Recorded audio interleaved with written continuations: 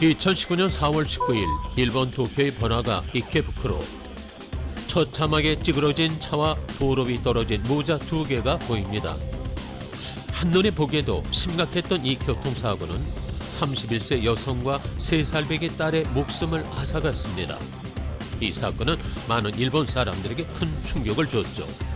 물론 이 사건이 엄마와 딸의 목숨을 앗아간 슬픈 사건이기도 했지만 그들이 놀란 이유는 또 있었습니다. 경찰이 출석한 운전자가 14cm 높이의 경사를 혼자 내려오지 못할 만큼 거동이 불편한 87세의 고령 운전자였기 때문입니다. 지팡이 2개를 짚고서야 겨우 걸음을 옮기는 상태 운전자가 운전대를 잡았다는 사실에 당시 일본 사회는 큰 충격을 받았습니다. 신체적인 능력 또는 인지 능력 이런 것들이 현저하게 떨어지는 운전자가 정상적인 운전자였다면 사고가 발생하지 않았을 텐데 위험 상황에 효과적으로 대처를 못했기 때문에 이제 교통사고 발생을 했고 30세 어머니하고 3세 딸인가가 이제 불행하게 사망하는 그런 사고가 발생을 한 거죠. 이 사건은 초고령 사회를 맞이한 일본의 고령 운전자 운전면허 갱신 등 고령 운전자의 교통사고 예방을 위한 제도 개선에 큰 영향을 줬습니다. 초고령화 시대에 먼저 진입한 일본 사회의 고령 운전자 교통사고 문제는 이르면 2025년 초 고령화 사회에 진입할 우리나라에 생길 수 있는 문제이기도 합니다. 인구 고령화가 급속히 진행되고 있는 우리나라에서는 고령 운전자 수가 늘어나면서 이와 함께 고령 운전자 사고 또한 증가하는 것으로 나타났습니다.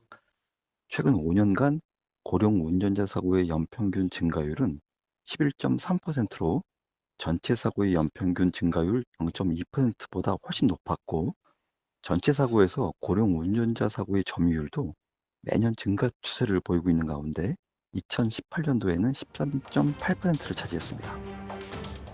우리나라의 고령화가 진행될수록 고령 운전자의 수도 늘어날 것을 감안하면 교통사고 감소와 예방을 위한 고민이 필요한 시점입니다. 늘어만 가는 고령 운전자의 교통사고에 대한 대책은 과연 없는 것인지 현장 포착 사실은에서 알아보겠습니다.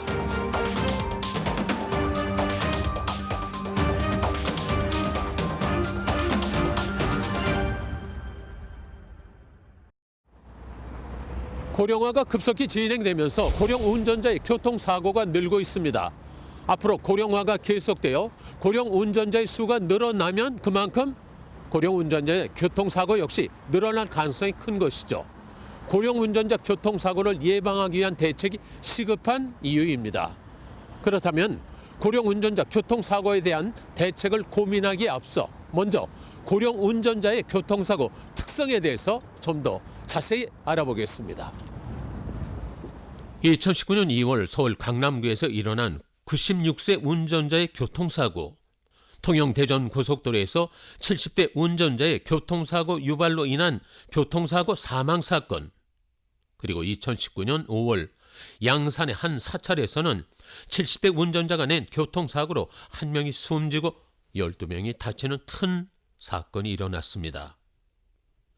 자, 이렇게 전국적으로 고령 운전자의 교통사고는 꾸준히 발생하고 있습니다. 실제로 도로교통공단의 통계 자료에 따르면 2014년 고령 운전자의 교통사고 건수는 2만 275건, 이후 꾸준히 증가하며 2018년 3만 건을 넘었습니다.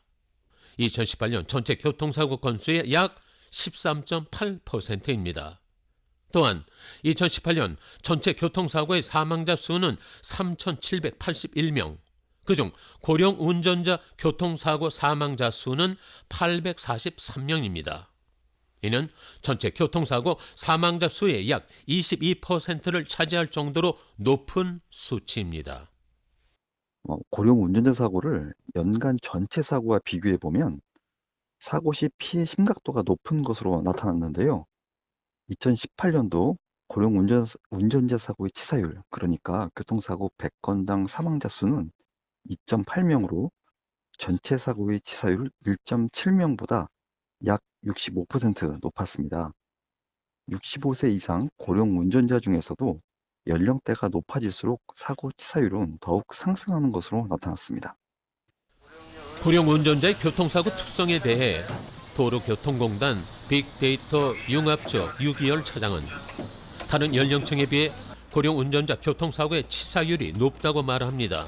그만큼 심각한 인명사고가 많이 일어난다는 이야기죠. 자, 그렇다면 고령 운전자들은 타 연령의 운전자에 비해 어떤 점이 다른 것일까요? 2016년 12월 교통안전공단의 고령 운전자의 운전 부주의 유형 조사 및 분석 연구에서는 고령자들의 신체적 정신적 특성으로 고령화에 따라 시각적 식별 능력이 저하되어 운전 중 도로의 표지판 등을 판별하는 능력이 감퇴되는 특징이 있다고 했습니다. 이 밖에도 주변으로부터 물체를 식별하는 능력인 대비감 저하, 운전자 시야폭 저하, 시각적 주의력 범위 감소, 눈부심 민감도 증가 등을 비롯해 청각이나 근력, 조정 능력 저하와 같은 신체적 능력이 저하되는 현상이 나타난다는 점을 고령층의 신체적 정신적 특성으로 이야기했습니다. 이제 나이가 들면서 자연스럽게 이제 신체적, 인지적인 기능이 저하되는데요. 신체적으로는 이제 운전에서 가장 중요한 시각 능력이 떨어지면서 이제 시야 범위가 축소되고 대비 민감도도 감소하는 현상이 나타나는데 이번 실험에서는 이제 따로 신체적인 부분은 측정을 못했었고 이제 인지적인 부분을 측정을 했었어요. 그래서 인지적으로는 이제 기억력이나 정보 처리 능력 등이 떨어지게 되는데 그래서 판단이 지연되거나 반응 시간이 증가하게 되거든요. 정미경 선임연구원은 측정 결과 만 65세 이상 고령 운전자의 경우 타 연령대 운전자에 비해 인지적 능력이 뒤처지는 점을 확인했다고 합니다. 자, 그렇다면 현재 운전을 하는 어르신들은 생활 속에서 이러한 점을 스스로 느끼고 있을까요? 제작진은 현재 운전을 하고 있는 어르신들에게 젊은 시절 운전과 비교해 달라진 점에 대해서 물었습니다.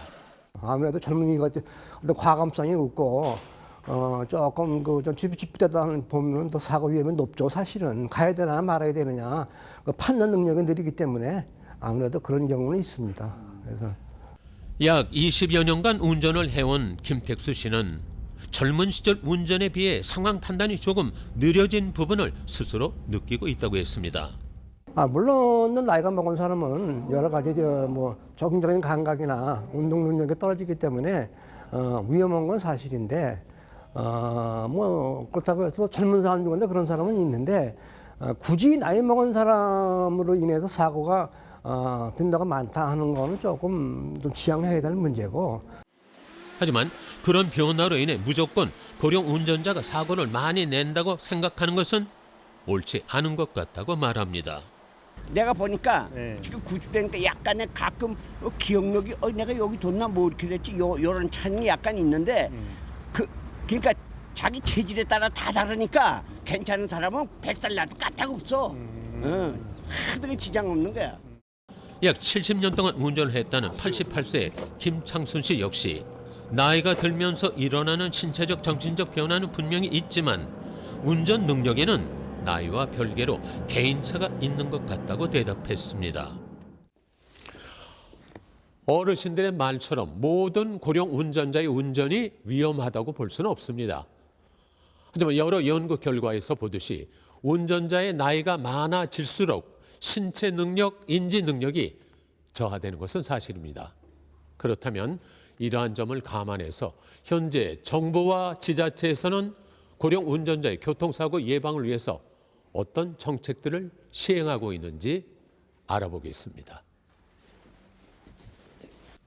계속 늘어가고 있는 고령 운전자의 교통사고를 줄이기 위해 정부를 비롯한 각 지자체에서는 고령 운전자의 운전에 관한 다양한 정책들을 시행하고 있습니다. 그 가운데 가장 대표적인 것은 고령 운전자 운전면허증 자진 반납 지원 사업입니다. 경기도조례가 이제 2019년 3월 13일부터 시행되니까 그 이후부터 이제 반납자들한테는 그 지역 화폐를 지급하는 것으로 해서 이제 그때부터 시행된 거죠. 이에 따라 65세 이상 도내 운전면허 소지자가 자발적으로 운전면허증을 반납하면 반납자에게는 교통비 등으로 활용 가능한 10만 원 상당의 지역 화폐를 제공하고 있습니다. 일반적인 경우라면은 반납을 희망하게 되면 저희 시험장이나 경찰서에서 반납 접수를 받게 되고요. 경기도를 기준으로 하면 경기도 내 3개의 운전면허 시험장과 경기도 내 43개의 경찰서 교통민원실에서 반납을 받고 있습니다. 제작진은 먼저 고령 운전자 운전면허증 자진 반납 지원 사업의 시행 근거가 된 안산시 조례 제정에 대해서 물어봤습니다. 조례의 주요 내용은 고령 운전자의 안전한 교통안전 환경을 조성을 위한 시장의 책무를 3조에 규정하고 있고요. 또한 65세 이상 고령 운전자가 운전면허를 자진 반납을 유도하기 위해서 고령 운전자로 위한 교통사고를 감소시키기 위한 운전면허 자진 반납을 지원에 관한 규정을 4조에 하고 있습니다. 또한 고령 운전자를 대상으로 안전한 운전문화 조성 및 교통안전에 관한 교육 추진을 6조에 담고 있습니다. 지금 조례를 대표 발의한 주미 안산시 의원에 따르면 안산시 고령 운전자 교통사고 예방에 관한 조례에는 고령 운전자 운전면허 자진 반납 지원에 관한 내용과 함께 고령 운전자를 대상으로 하는 안전운전 문화 조성 및 교육 추진에 대한 내용이 담겨 있습니다. 제작진은 조례 제정 후 안산시 고령 운전자의 운전면허증 자진 반납이 실제로 얼마나 이루어졌는지 그 현황에 대해서 물었습니다.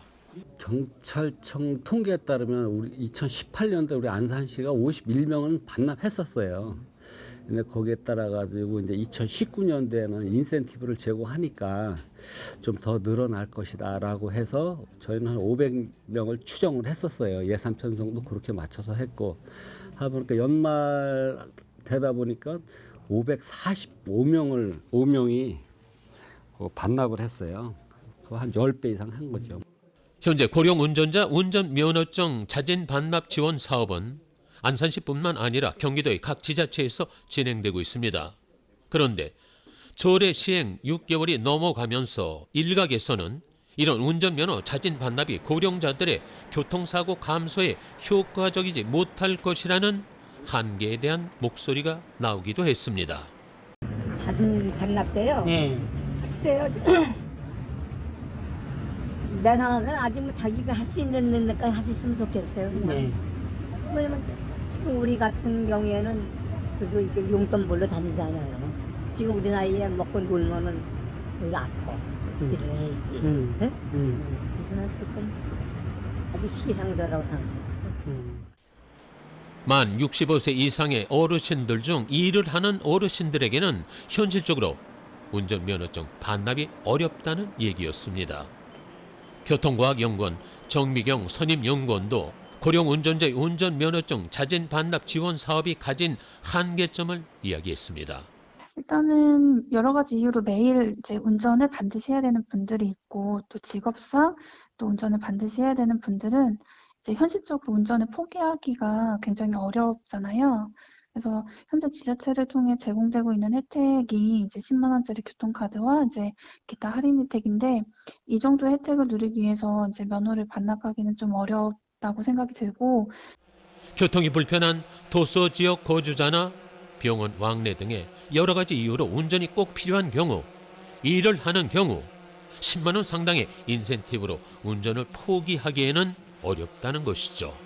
또한 정미경 선임연구원은 사업 시행 초기 단계이니만큼 운전면허가 있어도 운전을 하지 않는 사람들, 일명 장롱 면허자들의 반납이 많이 이루어졌을 가능성도 얘기했습니다.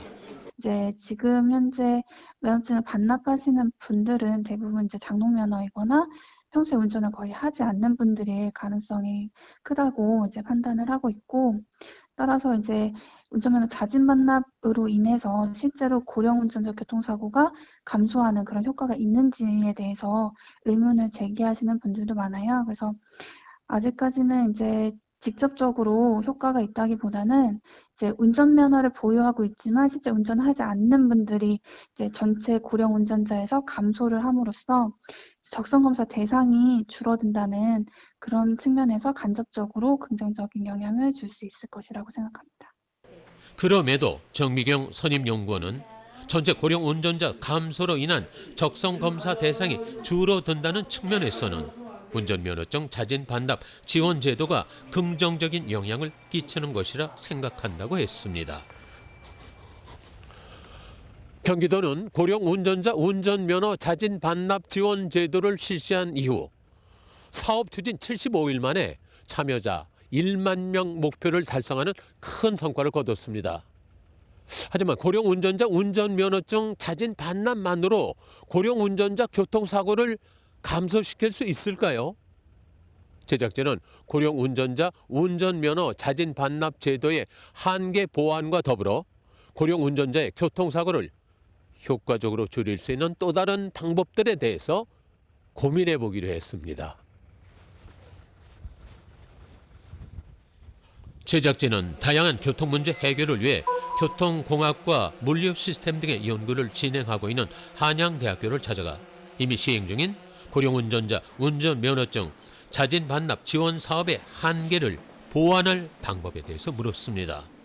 지금도 그런 것을 하고는 있지만 대중교통을 이용할 때 요금을 깎아준다라든지 또 수요응답형 교통체계 이런 것들이 있어요. 그게 뭐냐면은 이미 그런 것들이 유사한 시스템들이 현재 운영되고 있는데 그 장애인 택시, 콜택시 이런 거 있지 않습니까? 그리고 또 저 지방의 산간 지역에 버스를 돌리고 택시가 운영하기 힘든 곳에 수요응답형 교통체계들을 돌리고 있는데 이런 수요응답형 교통체계를 고령 운전자의 어떤 이동성 확보 또 운전면허를 자진 반납했을 때 그분들한테 그러한 서비스가 좀 더 우선적으로 갈 수 있고 좀 더 효과적으로 갈 수 있는 그런 것도 하나 생각해 볼 수가 있겠고요. 또한 교통과학연구원 정미경 선임연구원도 대중교통 체계의 변화가 뒷받침된다면 운전면허 자진 반납이 지속적으로 이루어질 수 있지 않을까 하는 의견을 얘기했습니다. 운전면허 자진 반납 제도가 부산에서 먼저 시행이 됐잖아요. 그래서 부산에서는 사실 대도시고 지하철도 있고 대중교통이 잘 발달되어 있는데 다른 지방의 중소도시는 이제 고령자는 많지만 대중교통 이용이 상대적으로 더 어렵더라고요. 그래서 버스 운행 횟수나 운행 횟수가 적어서 배차 간격도 길고 이제 노선도 효율적이지 못해서 이제 부득이하게 자가 운전을 많이 하게 되는데 이제 대중교통을 활성화시키는 그런 정책들이 뒷받침된다면 이제 자연스럽게 자가운전보다는 대중교통을 이용하지 않을까 싶습니다. 두 전문가의 의견을 종합해 보면 고령 운전자의 교통사고 감소 및 예방을 위한 첫 번째 방법은 고령 운전자 자진 반납 지원 제도를 보완할 인센티브의 확대와 반납 후 반납자의 불편함을 해소하는 교통 지원 체계 보완입니다. 고령 운전자의 교통사고 감소 및 예방을 위한 두 번째 방법은 고령 운전자의 면허갱신 주기 및 면허갱신 시 진행하는 능력평가 시스템의 지속적인 보완입니다. 일반적인 경우에는 65세 미만의 운전자의 경우에는 10년이고요. 65세 이상과 75세 이상으로 구별이 되는데 현재는 65세 이상은 5년, 75세 이상은 3년으로 되어 있습니다. 75세 이상 운전자의 운전면허 갱신 주기는 기존 5년에서 3년으로 단축됐습니다. 이것과 동시에 적성검사의 갱신 주기 기준도 역시 3년으로 단축됐죠. 이 밖에도 변화는 있었습니다.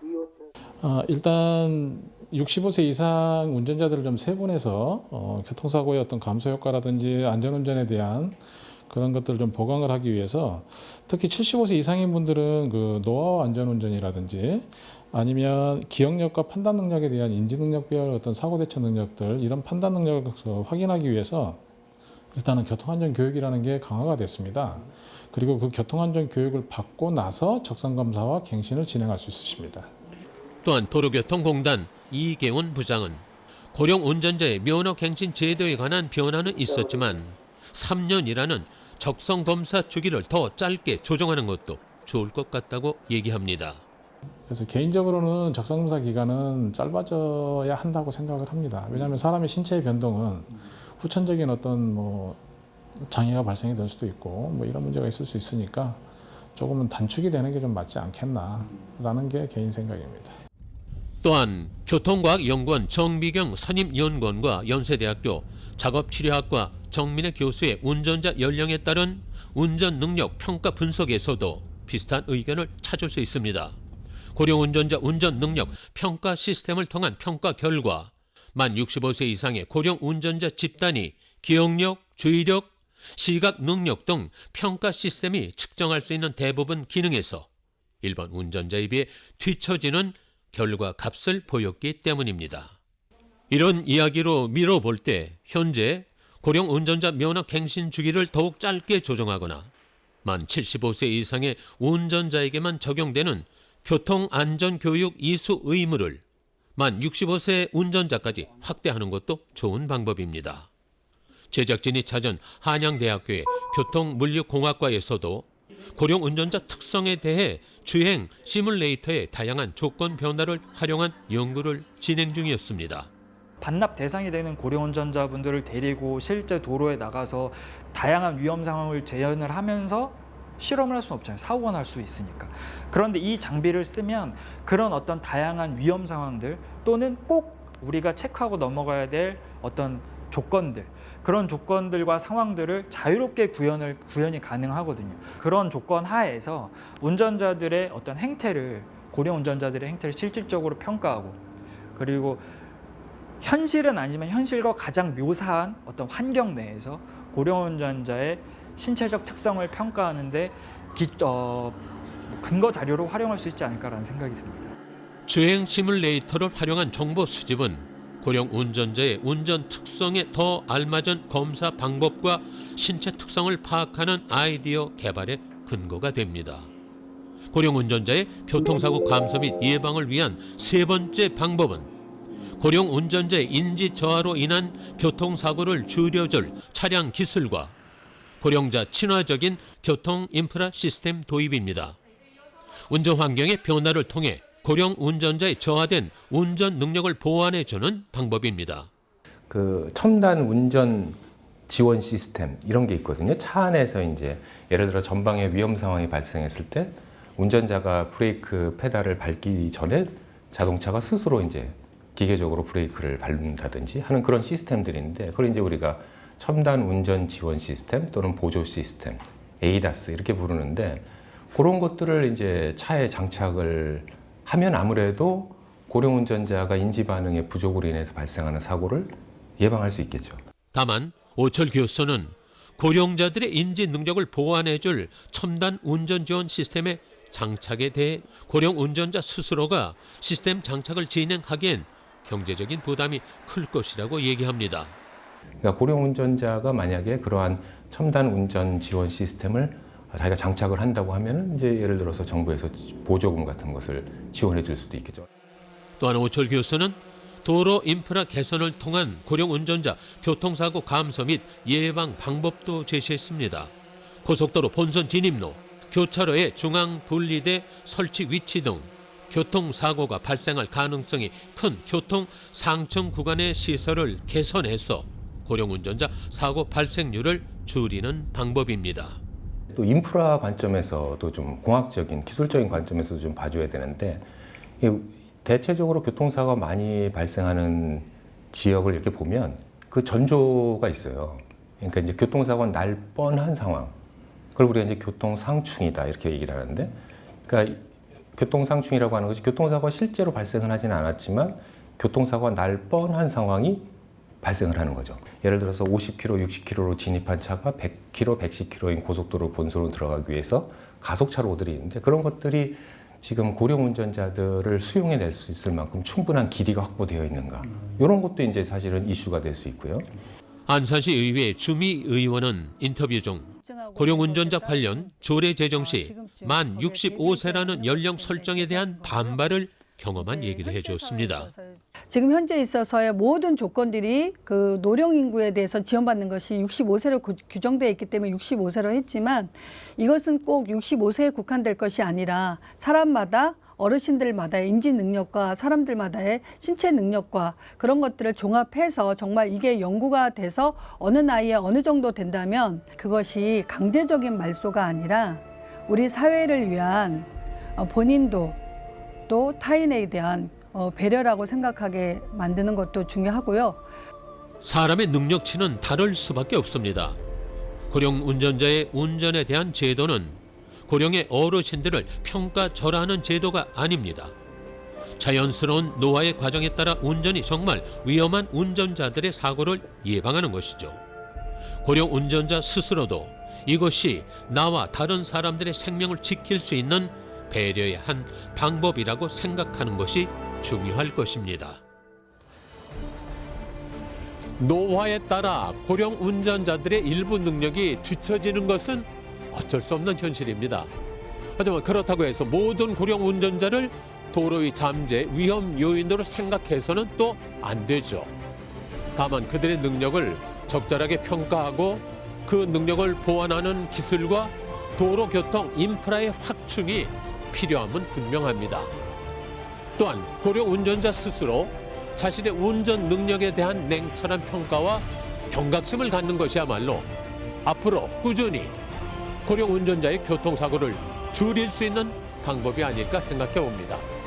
지금까지 현장 포착 사실은이었습니다.